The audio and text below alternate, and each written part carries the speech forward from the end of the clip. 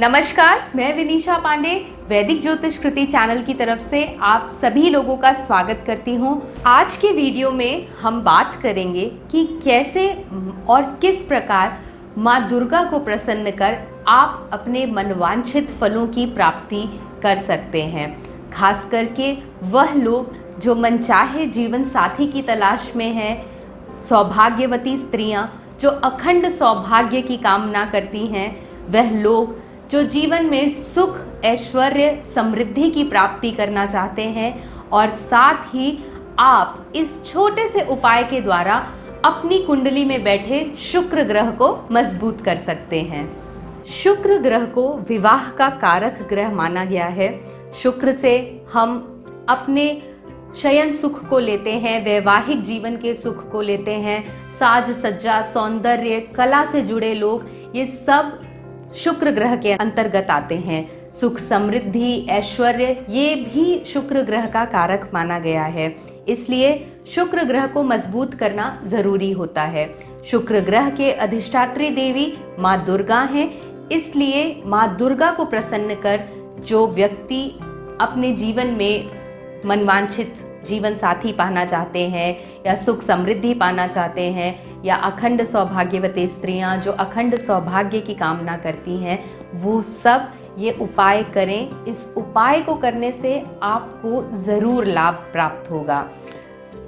आगे अब हम आपको बताएंगे कि ऐसा क्या उपाय करने से आपको इन फलों की प्राप्ति होगी। पर उससे पहले यदि अब तक आपने हमारे चैनल को सब्सक्राइब नहीं किया है तो हमारे चैनल को सब्सक्राइब करना न भूलें। हमारे वीडियो को लाइक और शेयर ज़रूर करें ताकि यह जानकारी ज़्यादा से ज़्यादा लोगों तक पहुंच सके। चलिए बात करते हैं कि कैसे हम माँ दुर्गा को प्रसन्न कर मनवांछित जीवन साथी, सुख, समृद्धि, ऐश्वर्य और अखंड सौभाग्य पा सकते हैं। शुक्र ग्रह को सुगंधित द्रव्यों का कारक भी कहा गया है। आज हम आपको बताएंगे कि किस सुगंधित द्रव्य के द्वारा आप माँ दुर्गा को प्रसन्न कर अपने मनवांछित फल की पूर्ति कर सकते हैं।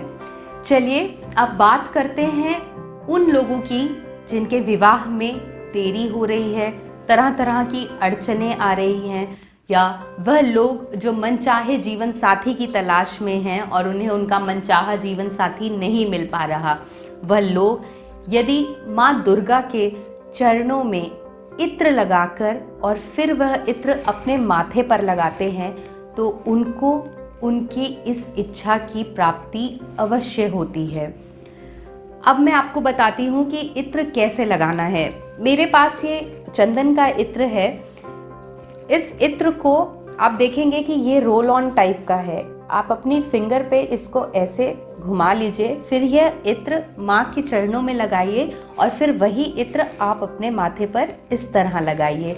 ये इत्र अर्पित करने का तरीका है जो मैंने आपको बताया है। तो आप इसी प्रकार से माँ दुर्गा के चरणों में गुलाब का इत्र लेकर माँ के चरणों में लगाएं और फिर वह इत्र अपने माथे पर उसी तरह से लगाएं।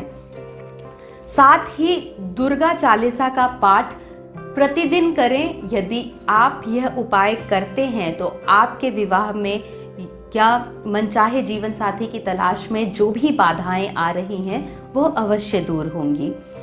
अब बात करते हैं उन स्त्रियों की जो अखंड सौभाग्य की कामना करती हैं। वह स्त्रियां यदि माँ के चरणों में हिना का इत्र लगाती हैं तो उनको अखंड सौभाग्यवती होने का वरदान प्राप्त होता है। यदि आप पूरी श्रद्धा भाव से माँ दुर्गा के चरणों में ये इत्र लगाती हैं तो आपको इस फल की प्राप्ति अवश्य होगी। साथ ही प्रत्येक शुक्रवार आप दुर्गा चालीसा का पाठ अवश्य करें। अब बात करते हैं उन लोगों की जो अपने जीवन में सुख, समृद्धि और ऐश्वर्य की प्राप्ति चाहते हैं। देखिए, आज के जीवन में सुख, समृद्धि और ऐश्वर्य तो हर व्यक्ति चाहता है।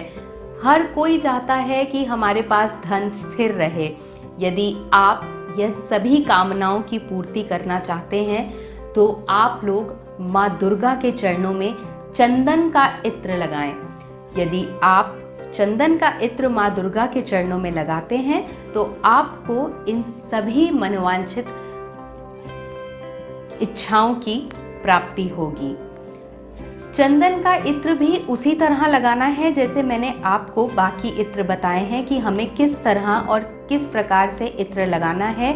पर इन इत्रों के प्रयोग के साथ आप दुर्गा चालीसा का पाठ अवश्य करें, वो बहुत ही ज़रूरी है। और उससे भी ज़्यादा ज़रूरी ये है कि किसी भी पूजा को करने के लिए, किसी भी उपाय को करने के लिए आपके मन में श्रद्धा भाव का होना बहुत ज़रूरी है। ये मैंने एक छोटा सा उपाय बताया है आपको कि आप इस उपाय के माध्यम से इन सभी मनवांछित इच्छाओं की पूर्ति कर सकते हैं। पर उसके अतिरिक्त जन्म कुंडली में अन्य ग्रहों को देखना, उनकी उपस्थिति आदि का भी बहुत महत्व होता है। इसलिए यदि इस विषय से संबंधित आप कोई भी जानकारी प्राप्त करना चाहते हैं तो आप हमें नीचे दिए गए नंबर पर संपर्क कर सकते हैं। आशा करती हूँ कि आपको मेरा ये वीडियो बहुत ही पसंद आया होगा और मेरा ये उपाय करके आप सभी लोगों को लाभ प्राप्त हो। ये उपाय मेरा नहीं है, पर मेरा कहने का अर्थ है कि मेरे द्वारा बताया गया ये उपाय कर आप सभी को लाभ प्राप्त हो, आपकी मनोवांछित इच्छाएं पूरी हों। धन्यवाद। जय माँ दुर्गा।